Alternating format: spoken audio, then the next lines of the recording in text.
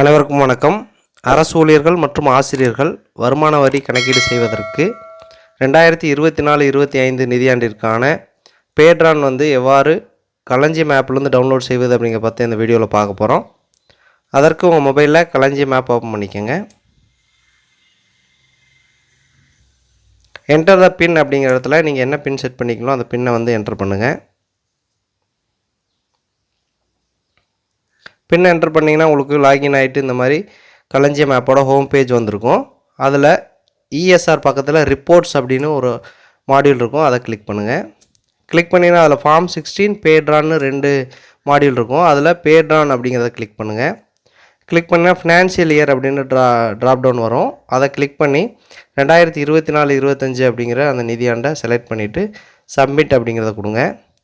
கொடுத்தீங்கன்னா உங்களுக்கு பேட்ரான் உங்களுடைய IFHRMS ஐடி .htmlனு வந்திருக்கும். கீழே கூடிய டவுன்லோட் பேட்ரான் அப்படிங்கிறத கிளிக் பண்ணுங்கள். கிளிக் பண்ணினா உங்களுக்கு அந்த பேட்ரான் டவுன்லோட் ஆகிட்டு அந்த PDF ஓப்பன் பண்ண சொல்லும். நீங்கள் அந்த PDFஐ ஓப்பன் பண்ணிக்கோங்க.